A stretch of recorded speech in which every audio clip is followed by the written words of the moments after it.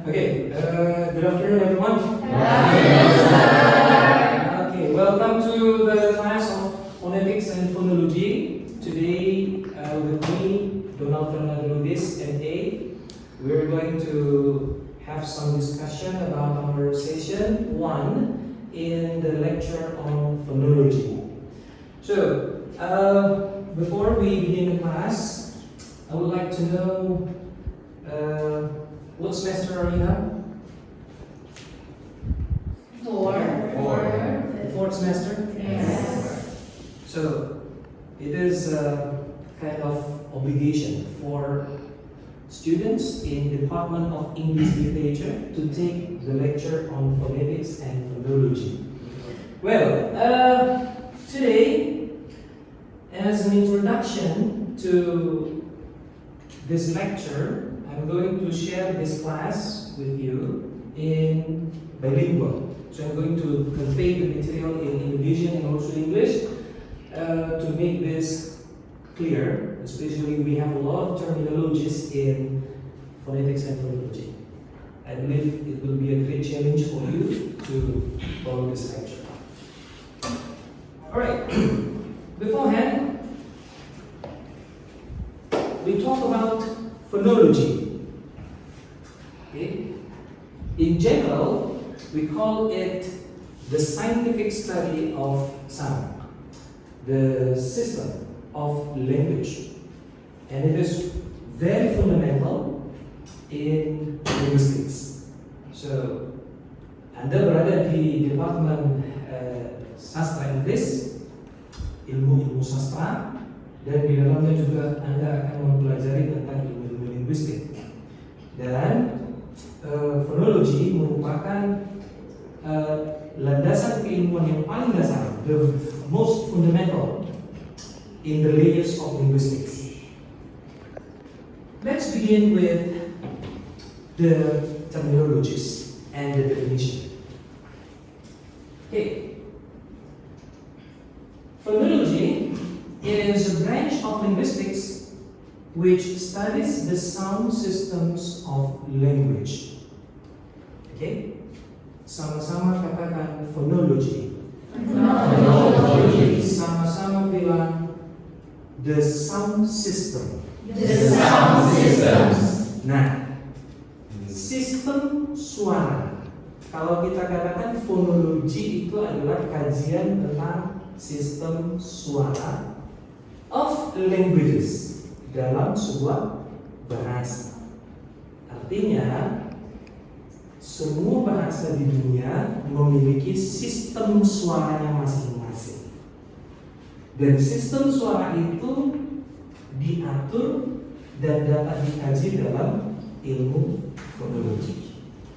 Nah, mungkin Anda melihat nama mata kuliah kita adalah Phonetics and Phonology. So, mengapa ada dua cabang ilmu, Phonetics and Phonology, tapi diberikan dalam satu mata kuliah? Maka saya perlu memberitahu bahwa Phonetics dan Phonology adalah dua cabang ilmu yang tidak bisa dipisahkan. Jadi kita memahami Phonetics supaya kita nanti lebih paham di bidang Phonology. Kita mempelajari Phonology, namun di dalamnya kita akan mempelajari unsur-unsur Phonetics. Nah, I wonder, kira-kira ada yang tahu di sini apa bedanya Phonetics and Phonology in the scope of study? Siapa yang bisa? Oke, jadi silakan. Phonetics focuses on the individual sounds, while the phonology is examining the functional system relationship between sounds and how they combine and influence me. Exactly. Jadi ada batasannya dalam scope ilmunya. Kalau tadi dikatakan Teddy ya, dikatakan Teddy, phonetics lebih berfokus kepada single speech unit. Artinya semua yang memiliki unit suara itu bisa dikaji dalam phonetics. Tapi sistem bahasa itu tidak bisa mencakup hanya satu sistem fonetik. Karena bahasa itu sangat luas. I'll take one example. I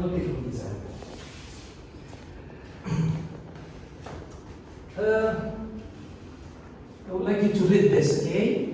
Coba teman-teman membaca ini.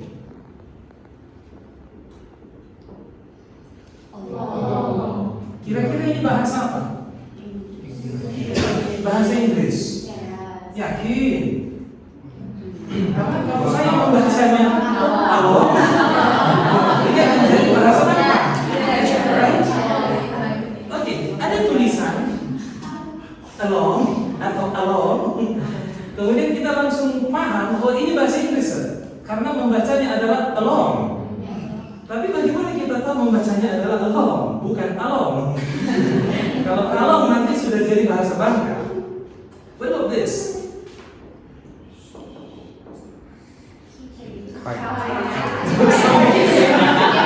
Sekarang sudah ada yang mengatakan kita, terkait. Oke, what do you think? Suatu tulisan, kemudian kita membacanya, belum tentu kita bisa merujuk kepada satu bahasa.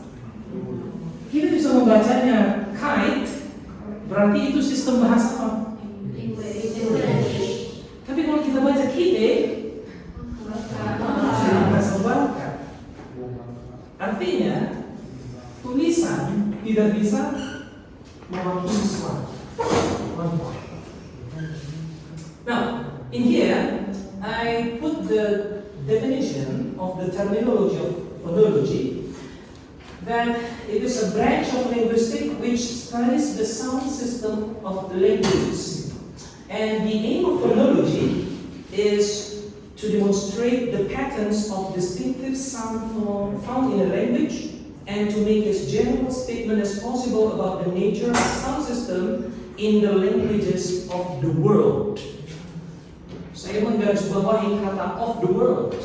Artinya, semua bahasa di dunia memiliki sistem suara yang masing-masing. Kita orang Indonesia, kita punya sistem suara sendiri. Kalau saya tuliskan, for example, kata, bacanya bagaimana? Nenek. Kenapa Anda membacanya nenek bukan nenek? Kenapa bukan nenek bacanya, tapi harus nenek? Atau mungkin nenek atau nenek? Membacanya harus nenek. Why? That's why we learn phonology. So, tadi sudah dikatakan teman kita, ada perbedaan antara phonetics dan phonology. Kalau phonetics, dia berfokus kepada a single unit of sound. Secara objek study, maka phonetics itu fokus kajiannya adalah speech sound. Sama-sama bilang speech sound. Speech sound. Sedangkan phonology fokus kajiannya adalah fonem. Sama-sama bilang fonem. Fonem. Okay. Speech sound. It can be any sound that you can hear. Apapun suara yang Anda dengar dapat dianalisis. Tapi menganalisisnya pakai phonetics atau phonology? Phonetics. Sedangkan sistem bahasa maka hanya bisa dikaji dengan menggunakan phonology. Oke, saya berikan satu contoh. Ketika Anda mendengar suara marker, you can hear the sound? Yes. Anda bisa dengar suara marker jatuh di atas meja. Bisa nggak suaranya itu dianalisis? Iya, bisa atau enggak? Bisa. Semua suara bisa dianalisis. Tapi yang berfungsi dalam menganalisis itu tadi apa? Phonetics atau fonologi? Phonetics. Sedangkan suara yang dihasilkan oleh organ tubuh artikulator manusia itulah yang dikaji dalam fonologi. Maka kita ingat dulu, kalau phonetics dia satuannya adalah speech sound, objek kajiannya adalah suara bunyi-bunyian, bunyi apapun itu. Sebagai contoh, kalau orang tidurnya ngorok, bisa dianalisis? Bisa. Apakah ngoroknya suara tinggi atau suara rendah? Bisa. Tapi itu kerjanya si phonetics. Sedangkan fonologi tidak semua suara bisa dianalisis karena apa? Harus suara yang memiliki makna. Okay. Take a look at the pictures ya. Kalau Anda sudah paham tentang konsep fonologi dan apa nanti batasannya dengan phonetics, maka Anda perlu tahu nanti siapa-siapa saja tokoh pionirnya dalam bidang kajian fonologi. Di sini saya sampaikan setidaknya ada 4 tokoh yang berperan besar dalam perkembangan fonologi. Yang pertama kita punya Ferdinand de Saussure dengan sistem langue and parole, langue and parole. Bahwa bahasa itu memiliki sistem dan memiliki speech-nya, tuturan. Dan dia menjadi bapak linguistik strukturalis termasuk fonologi. Kemudian yang kedua kita punya Rowan Jacobson. Beliau adalah salah satu tokoh linguistik yang mengusulkan sistem binary. Artinya ada pola positif dan negatif. Ya, sangat struktur memang, terstruktur. Kemudian yang ketiga yang paling terkenal saya rasa yang hampir semua orang menggunakan teorinya dalam skripsi-skripsi dan juga dalam artikel-artikel jurnal itu adalah Noam Chomsky dan Maurice Taleb yang menuliskan bukunya berjudul The Sound Pattern of English. Okay. Jadi ketiga tokoh ini nanti saya akan berikan tugas kepada Anda untuk memahami apa sebenarnya poin yang disampaikan ketiga pionir tersebut, khususnya terkait dengan phonetics and phonology. Now, here, as science, phonology is the study of the selection and patterns of sound in a single language. Tadi saya sudah sampaikan ada batasan antara phonetics and phonology. Apa tadi? Siapa masih ingat kalau phonetics apa objek kajiannya? Once again, what? Speech. Sedangkan phonology objek kajiannya adalah phonics. Okay. Nah, here the word phonology derives from several terminologies in the science world. Jadi kata fonologi itu diambil dari beberapa istilah dalam dunia sains. Jadi bisa dikatakan kalau dalam sastra Inggris, Department of English Literature, mata kuliah phonetics and phonology itu sangat dekat kaitannya dengan ilmu sains,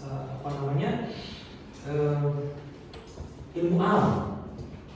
Jadi bisa saja nanti Anda akan bersentuhan dengan ilmu biologi, bisa saja nanti Anda bersentuhan dengan ilmu fisika. Loh, kok bisa, sir? How can phonetics and phonology deal with the biology and physics, for example? Karena dia interdisipliner. Jadi mata kuliah ini menuntut Anda banyak membaca, gitu. Ya, menuntut Anda banyak membaca. Nah, the first terminology that you have to know is the phone. Sama-sama bilang phone. Suara. Suara. Ya, phone. Tapi itu belum spesifik. Ya, belum spesifik. Dia masih semua suara itu berarti phone. Yang kedua kita katakan phonics. Phonics. Sudah pernah dengar istilah phonics? Jadi kita punya alfabet dalam bahasa kita, A, B, C sampai Z. Tapi itu adalah alfabetnya, hurufnya. Di dalam huruf itu sendiri ada suaranya. Itu yang kita sebut dengan phonics. Contohnya kalau Anda katakan huruf ini huruf apa? Maka suara foniknya adalah B. B. Kalau kita katakan huruf ini, kita umumnya bilang C kan? Kalau bahasa Inggris bilangnya C. Tapi suaranya bisa bermacam-macam. Karena dalam bahasa Inggris huruf ini pasti suaranya adalah K. Karena kita tidak pernah katakan ini sebagai car. Tapi kita katakan car. Berarti suara C di sini adalah K. Oke, itu phonics. Artinya di dalam alfabet kita punya suara juga. Oke. The third, we have the term phoneme. Sama-sama bilang phoneme. Ingat, ini yang paling penting. Karena kajian fonologi, objek yang dikaji itu berfokus pada phoneme. Apa itu phoneme? Nanti kita akan lihat. Nah, berikutnya kita punya terminologi phonetic. Sama-sama bilang phonemic. Phonemic adalah bentuk sifat dari phoneme. Okay? Next we have phonetic. Phonetic ini apa lagi, Sir? Tadi ada phonetic ya. Jadi phonetic itu adalah realisasi dari abstraksinya phoneme. Nanti kita akan lihat lebih jauh. Dan yang terakhir kita punya allophone. Allophone adalah variasi dari suara-suara yang dihasilkan phoneme. Ya. Jadi satu phoneme bisa saja memiliki beberapa variasi suara. For example, kalau Anda mengucapkan suara P, Anda mengucapkan suara P, bisa ada yang mengucapkannya P, tapi ada yang pakai letupan P. Ada yang sangat dalam P. Jadi Anda mau bilang P, Anda mau bilang P, Anda mau bilang P, tetap dia adalah phoneme P. Jadi dia variasi dari sebuah phoneme itu kita sebut dengan allophone. Now let's go deeper. Just now, this one thing that I always repeat. Jadi kalau ada satu hal yang penting, itu akan saya ulang-ulang dulu supaya Anda ingat. Phonology as the study of phonemic system. Ingat bahwa yang membedakan antara phonetics dan phonology adalah objek kajiannya. Apa tadi objek kajian phonetics? Yes. Sudah mulai ingat, ya? Phonetics kajiannya adalah speech sound. Sedangkan phonology objek kajiannya adalah phoneme. So what is phoneme? Let's see here. Phonemes are the minimal units that serve to distinguish words with each other. I would like you to take this. Okay, I would like you to take this seriously. That phonemes are the minimal units that serve to distinguish words with each other. Kita bisa membedakan satu kata dengan kata yang lain, baik itu secara bunyi maupun secara makna, dengan adanya phoneme. Artinya, grafologi atau huruf belum tentu bisa mampu membedakan bentuk kata maupun bentuk suaranya. Tetapi phoneme mampu. Caranya bagaimana, Sir? Nanti akan saya berikan metode minimal pairs. Here we have the minimal pairs. Pasangan minimum atau minimal pairs are the two forms with distinct meanings that differ by only one segment found in the same position in each form. Two forms with distinct meaning. Ada dua bentuk nan maknanya mampu dibedakan dengan adanya fonem tersebut.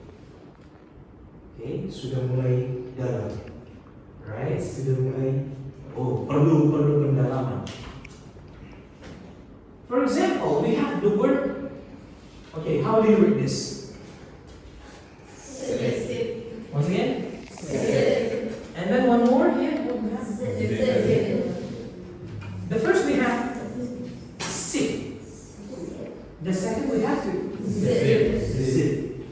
Do you think they are the same or different? Different in sound? Different in meaning.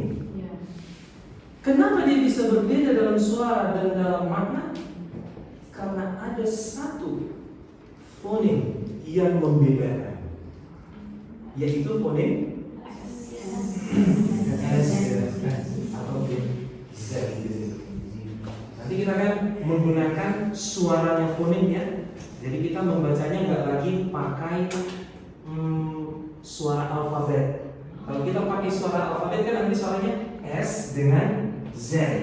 Tapi nanti kalau pakai suara fonem kita nggak bisa bilang dia S atau Z, tapi kita bilang S and Z. That's the sound. Okay?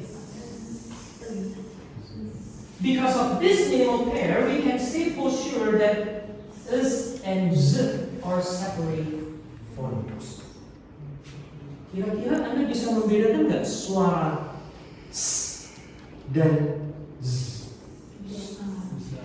Siapa yang bisa menggambarkan bedanya S dan Z?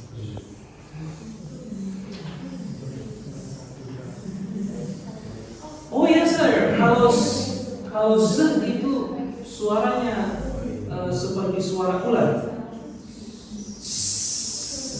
gitu ya. Tapi kalau Z itu suaranya seperti apa? Buzzing ya, seperti lebah ya? Seperti lebah. Oke.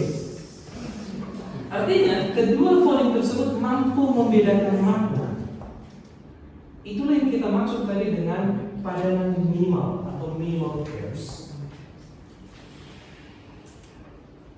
Now, before we move to the activity, kira-kira saya belum mau lanjut dulu. Kalau tahu ada pertanyaan atau mungkin saya terlalu cepat menyampaikan, silahkan saya buka sesi pertanyaannya mengenai phonetics and phonology, kemudian bidang yang dikaji dalam fonologi itu sendiri. Tadi sudah kita katakan adalah fonem, tapi mungkin ada beberapa hal yang teman-teman perlu tanyakan atau mungkin kurang paham. Silakan. Ada yang mau bertanya? Silakan. Sir. Okay, go ahead. So my question is, does a phonem equate or compare to a letter of the alphabet that we are used to? Okay. Excuse me, your name is? My name is Anissa. Anissa. Thank you, Anissa. The question is, if phoneme is can be compared with the alphabetical system. Yeah. Okay, good question. Apakah fonem bisa dibandingkan dengan alfabet yang kita punya? Okay, saya akan jawab nanti ya, Anissa. Thank you. Ada lagi yang mau bertanya? Silakan. Okay, sir. Alright, my name is Helena. I have a question. If phoneme is abstract, how can we know the form of the phonemes? Like what? Yes. If phoneme is abstract, kalau phoneme itu bentuknya adalah abstrak, bagaimana kita bisa tahu ya bentuk phoneme itu sendiri? Okay. Well, I will begin from the first question from Anissa.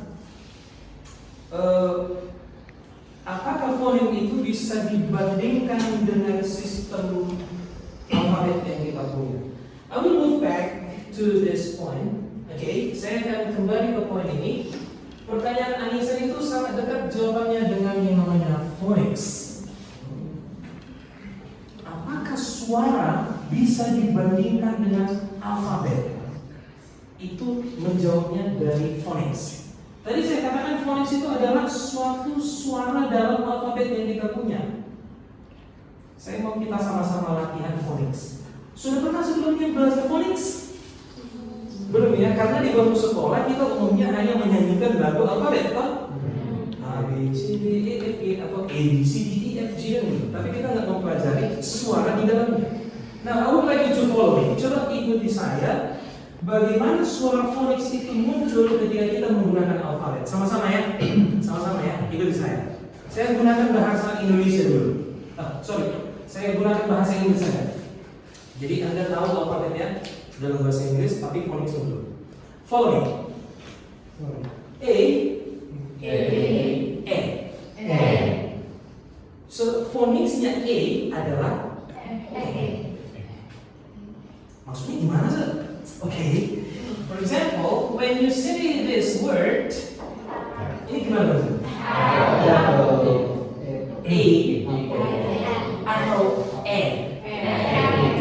Kalau dia berdiri sendiri, Anda bacanya bagaimana tadi?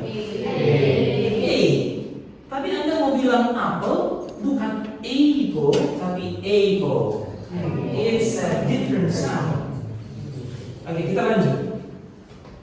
A, E. B, B. C, K. D, D. E, A. F. G, G. H. I can spell it. Lanjut. I, E. J, J. K, K. L, O. M,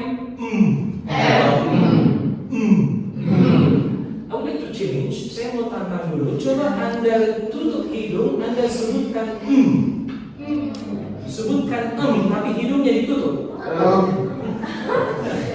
Ada yang bisa? Bisa? Nggak bisa. Mau bilang tapi pakai tutup hidung, suaranya tidak keluar. Karena apa? Karena suara harus dikeluarkan lewat itu nanti namanya nasal sound atau suara sengal. Lanjut. N, Z. Itulah suara yang dimiliki di dalam. Ingat kan? Yes, sir. Oke. Artinya bisa nggak disandingkan alfabet dengan suara N? Apalagi sistem suaranya nanti berbeda, bahasa yang berbeda, pasti punya sistem suara yang berbeda. Bahkan dalam satu bahasa, satu fonem itu bisa memiliki ragam suara. Tadi saya katakan kata nenek. Kenapa harus nenek? Kita menggunakan E keras, bukan E lemah, karena itu sudah sistem suara kita. Kenapa kita harus katakan along dalam bahasa Inggris, bukan along? Karena along itu sistem bahasa Batak, sedangkan along itu sistem bahasa Indonesia. Am I making it clear? Clear, sir. Thank you. Thank you, sir. And then the next question just now. What is the question just now? I forgot. About the. What it is, so how can we know the form of the phonics? The abstract of the phoneme. Good. Yeah. So, phoneme itu abstrak. Dikatakan tadi, phoneme itu abstrak. Artinya dia tidak punya bentuk. Dia hanya keluar dari mulut kita dan dia tidak punya bentuk apapun. Can you draw the sound of what I'm saying now? Saya ngomong sekarang ini suara keluar kemana-mana. Bisa kita gambarkan? Tidak. Tapi yang abstrak itu bisa direalisasikan. Bisa diapa? Dalam bentuk transkripsi fonemik dan transkripsi fonetik. Itulah yang dua ini. Jadi sesuatu yang abstrak itu, kalau dia mau dikaji, harus direalisasikan dulu dalam bentuk transcription. The transcription can be in the form of phonemic, can be in the form of phonetic. For example, kalau kita menggunakan, okay, let me take this.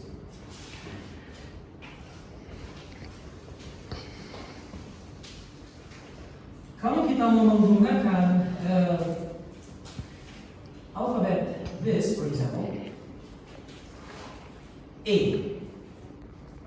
Tapi kita bisa saja realisasikan dalam dua bentuk. Yang pertama kita bisa katakan dia sebagai A, dan yang kedua kita katakan dia sebagai E. Ada yang sudah pernah kenal lambang ini? Yes. So the sound that comes out from this mouth can be realized by using the transcription. Begitu. Okay, sir, am I making it clear? Yes, very well. All right. Thank you. Well, maybe we can move to the next part here. Okay. Well, now we will see the implementation of the minimal pairs that we have discussed just now. Tadi dikatakan bahwa minimal pairs itu adalah padanan minimum dari sebuah fonem sehingga dia nanti mampu membedakan suara dan juga membedakan makna. Cara yang paling efektif untuk memahami minimal pairs biasanya kita bagi menjadi 3 posisi dalam sebuah kata. Jadi suara dalam satu kata itu ada suara initial sound, suara yang paling awal, ada medial sound, suara yang di tengah, dan final sound, suara yang paling akhir. Nah, biasanya untuk minimal pairs kita biasa gunakan initial sound. Silahkan Anda mengganti suara initial dari kata-kata yang saya sajikan ini sehingga nanti maknanya berubah. For example, saya kasih contoh. Here we have the word hate. Okay, sama-sama bilang hate. Hate. Apa initial soundnya? What is the first sound you hear? Ha. I hope you have brushed your teeth. Oke, maka silakan ganti suara ha itu dengan fonem yang lain sehingga nanti maknanya berbeda. Ada berapa kata yang bisa Anda bentuk dari situ? Silakan. Ada yang bisa bentuk? Mate. Yes, what? Mate. Mate. Okay, I will write here. Mate. Okay. Ada lagi? Wait. Yes. Wait. Late. Okay. Ada lagi? Wait. Once again. Wait. Fate. Okay. And then Mate. date. Okay, I will write here. Late. Fate. Tadi ada satu lagi. Date. Okay. Ada lagi? Gate. Okay. Gate. Do we have? Right. Rate. Okay, good. Rate. Ada lagi? You can imagine this. Ketika Anda mengganti initial fonemnya dari H, dari H sound, kemudian Anda ganti dengan fonem hate become meat. Suaranya berubah? You can hear the sounds are different. Apakah maknanya juga berubah? Berarti dapat dikatakan sebagai suatu fonem. Oke, karena dapat mengganti kedudukan fonem sebelumnya H itu, dan dia mengubah warna suara, mengubah makna dari kata tersebut. The same thing you say just now, late. Apa initial fonem yang Anda ganti? Oh. Fate. Berarti Anda ganti dengan suara and then date we have the sound D. And then gate, g, and we have rate, each of them have the meaning. Berarti Anda sudah tahu ini. De adalah fonim karena mereka bisa mengubah makna dalam suatu tuturan. Oke, let's make it from pen. Mari kita coba lakukan hal yang sama dengan pen. Silakan. Man. Pen. Ada lagi, come on, ada lagi. Man. Ada lagi. Ben. Ben. Yes, betul pen. Oke, pen. Ada lagi? Ben. Oke. Udah paham ya? Tekniknya. Oke. Nanti Anda tanda ya, Anda bisa melihat, oh ternyata suara ini bisa mengganti initial sound, berarti mereka termasuk phoneme. Let's move to the sound C. Saya mau minta satu orang dulu. Ya, ayo satu orang. You have to raise your hand, ayo. Siapa berani tunjuk tangan? Come on. Oke. Untuk kata C, coba Anda ganti initial fonemnya. Jadi apa saja? P, oke. T, thank you. Sudah makin lancar. Oke. Kita cukup ganti initial.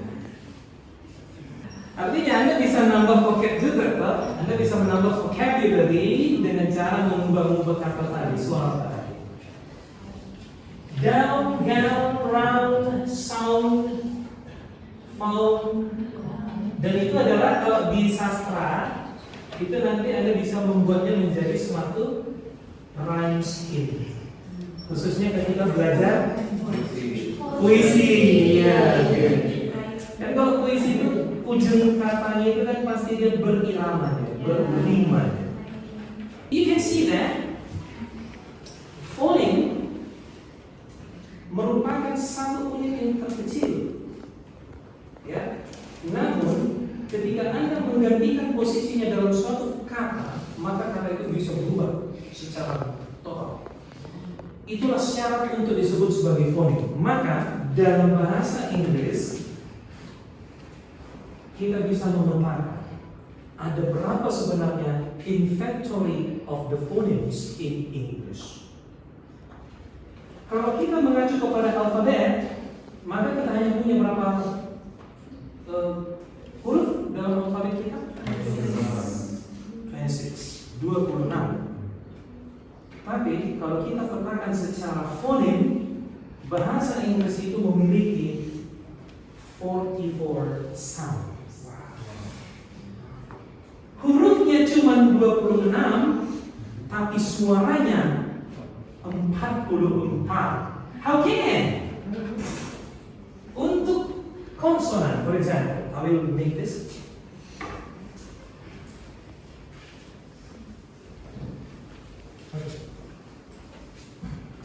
Untuk konsonan sound, maka kita bisa petakan dia berdasarkan place of articulation and the manner of articulation.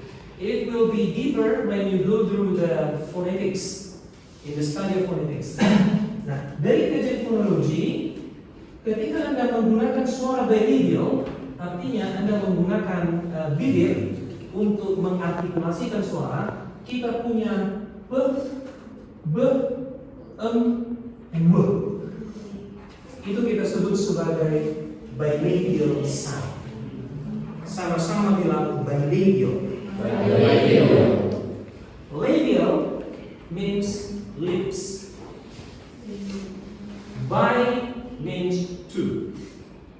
So when you say bilabial, two lips, bibir atas dan bibir bawah itu mengartikulasikan keempat suara tadi. Ada suara b, w. Sir, bagaimana kalau ada orang yang tidak punya bibir di bawahnya atau tidak punya bibir di atasnya? Bisakah dia mengucapkan suara-suara tadi? Agak sulit. Makanya ketika seseorang mengalami kecelakaan dan bibirnya mengalami kendala, mengalami cacat, dia tidak bisa mengucapkan suara-suara beliau tadi. Dalam beberapa kasus, for example, in the palate lips, kalau bahasa Indonesia-nya pernah bilang bibir yang sumbing, itu sulit untuk menggunakan suara-suara itu. Untuk labiodental, sama-sama bilang labiodental. Kalau labio tadi apa? Bibir. Kalau dental, gigi. Artinya Anda menggunakan bibir dan gigi untuk menghasilkan suara, maka suara apa yang keluar? V and V. You can say and V. Coba Anda ucapkan suara panjang. Apa yang terjadi di situ? Bibir yang mana yang melakukan artikulasi atas atau bawah? Bibir yang bawah jumpa dengan gigi.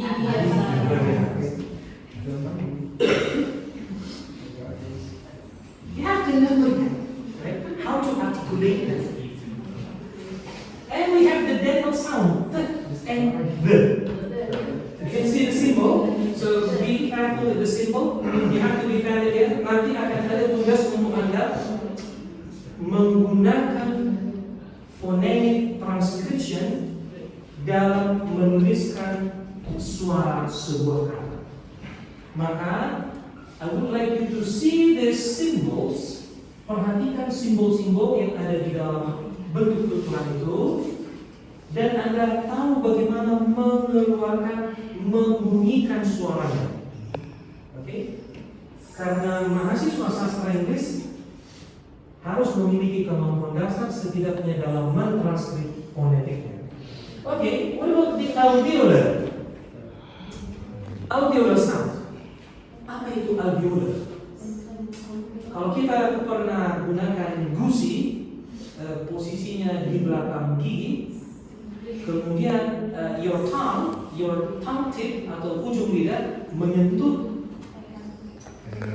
bagian gusi tersebut. Itu yang kita sebut dengan namanya alveolar. Oke, sama-sama bilang alveolar. Alveolar. We have the sound t, d, n, s, and z. And don't forget we have liquid Yang paling clear, yang paling jelas itu adalah karena Anda menjumpakan ujung lidah bersentuhan dengan bagian belakang gusi. Okay. Well, this will be taken later on as a practical. Jadi nanti akan ada waktunya Anda berpraktek bagaimana mengubah suatu kata, suatu kalimat ke dalam transkripsi, dan sebaliknya.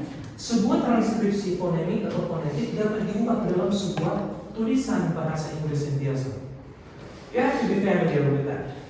Okay, we are almost there. What about the sound of, we have post-alveolar. Ada suara post-alveolar. We have the sound ch, and j. Okay. Unfortunately, we don't have the sound of retroflex. English doesn't have any retroflex sound. Suara yang makin mundur ke belakang, di belakangnya palatal. Next, we have the palatal sound, sh, j, and we have the sound y, and please be careful. Ini bentuknya seperti J dalam bahasa Indonesia, bentuknya seperti J, tapi ini suaranya adalah Y. Ya, jadi jangan membacanya J ya. Let's move backward, semakin mundur ke belakang. Kita punya langit-langit, dan di belakang langit-langit itu Anda pernah lihat yang ada bergantung itu? Bukan kamandel. Kalau kamandel itu yang di kanan kiri. Kalau yang bergantung itu apa namanya? Tonsil. Oke. Itu. Nah, tapi sebelum itu dia punya yang namanya velar sound. Kalau Anda mau mengucapkan suara ke, coba Anda gunakan suara ke.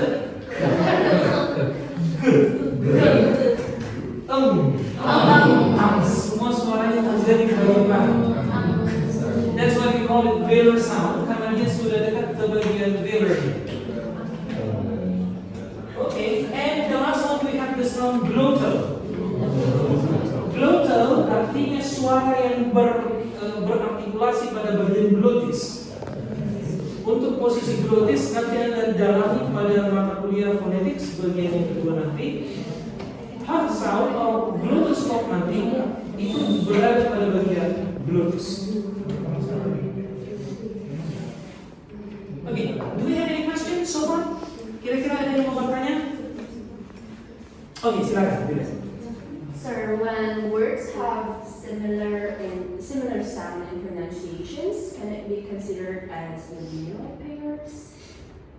So, you need two words are similar. Can we categorize it as Minimal pairs. minimal pairs? Okay, good question. Widya ya? Widya. Ada pertanyaan dari teman kita. If there are two homophones, we can say homophone sound, suara yang mirip, apakah bisa kita kategorikan itu sebagai minimal pairs? Jawabannya bisa iya, bisa tidak. Nah, untuk menentukan dia minimal pairs, maka fonem yang diganti itu belakangnya atau sisanya harus benar-benar mirip. For example, you have the sound C, or we can change into P and T. For example, nah, mengucapkan C berarti Anda menggunakan I panjang, C. Oke, nanti kalau ditranskripsi dia jadinya C. Oke, seperti ini, C. Nah, kalau kita ganti dia for example menjadi T, maka menjadi P, maka hasilnya sama, P, I-nya juga dipanjang. Yes. Nah, begitu juga dengan T, kalau ditranskripsi nanti dia menggunakan I panjang.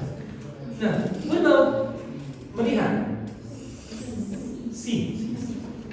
Nah, di sini bukan inisialnya yang sama, tapi finalnya yang bukan inisialnya yang berbeda, tapi finalnya yang berbeda. Kenapa? Karena C melihat itu menggunakan I pendek. C. Berarti ada perbedaan antara I panjang dengan I pendek. Maka yang minimal pairs di situ adalah final soundnya. Initial soundnya sama-sama se, tapi final soundnya beda. Yang satu I panjang, yang satu I pendek. Apakah maknanya berubah? Yes. Berarti bisa kita katakan I panjang dan I pendek itu membedakan makna? Yes. Apakah itu minimal pairs? Yes. Oke. Nah, melihat minimal pairs bisa dari initial soundnya, bisa dari medial soundnya, ataupun bisa dari final soundnya. Boleh untuk menguji apakah dia sebagai suatu fonem yang berdiri sendiri. Oke, what do you think? So C and T is not minimal pairs. No, because the final sound are different and the final sound are also different. Both of them are different. We cannot test in that way. Either way. Okay, so as long as the word have at least one same sounds, it can be considered as minimal pairs. Exactly. Clear. Any other question? Well, if you don't have any question, then at least in this first session, setidaknya di pertemuan awal ini Anda sudah dapat ya apa kira-kira yang menjadi fokus mata kuliah fonologi. Dan kita akan masuk lebih jauh lagi nanti ke hal-hal yang lebih detail. Okay. Karena tantangan dalam mempelajari phonetics and phonology cuma satu tantangan. Apa itu? Terlalu banyak istilah yang dipakai. Ya, for example, untuk konsonan, tadi kita sudah banyak sekali istilah-istilah. Ada bilabial, post-alveolar, velar, glottal. Dan kita harus nanti tahu bagaimana bentuk detailnya. Nah, to begin with your understanding, I would like to make some projects later. You can do this in group or you can do this personally. Okay, the first thing I would like you to do this, the follow up of our class today. Saya akan minta Anda untuk membaca dulu satu buku sebagai bahan pegangan Anda. Silahkan nanti Anda akses melalui G Drive yang saya bagikan buku referensi yang akan kita pakai, yaitu Practical Phonetics and Phonology, Collins and Ness. Nanti rekan-rekan boleh mendownload dan menggunakan bahan referensi tersebut. Dan yang kedua, kita coba praktek nanti bagaimana mentranskrip. You can see here. Kira-kira Anda bisa membaca transkrip yang saya berikan ini? Coba ambil waktu sebentar kita lihat. Maybe we can try like making it sounding it, okay? Let's try. Nanti setiap kata akan kita detailkan, okay? So we have kira-kira dulu ya, coba.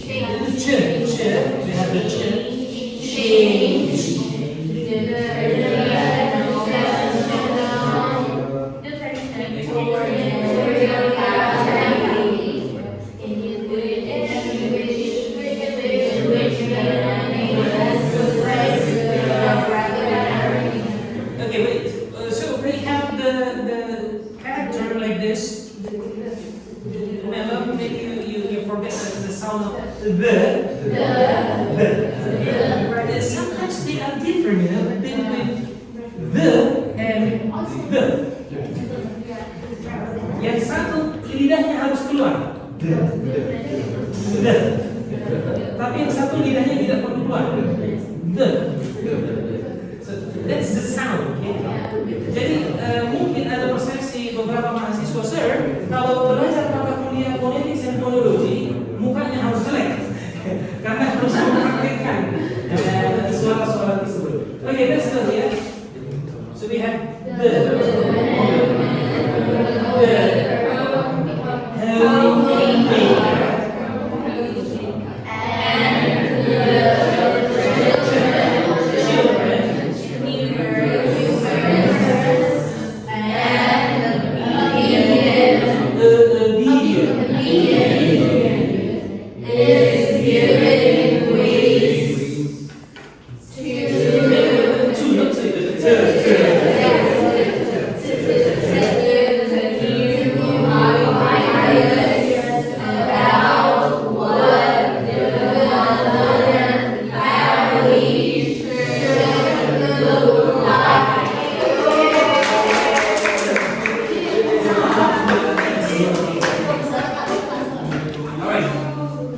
tugas untuk Anda, tuliskan ke dalam paper Anda, okay? Okay, I think that's enough for today. Silahkan untuk membaca dan menuliskan transkripnya. Ingat, phonetics and phonology bukanlah sesuatu yang mudah, tapi juga bukan sesuatu yang sulit, karena bisa Anda pahami saja. I will see you next week. Kita akan jumpa minggu depan lagi dalam materi yang berikutnya mengenai phonological features. Fitur-fitur apa yang dimiliki phonology dalam suatu sistem bahasa. Finally, I'm Donald Fernando Liz. Thank you very much for your kind attention. See you and goodbye. Thank you.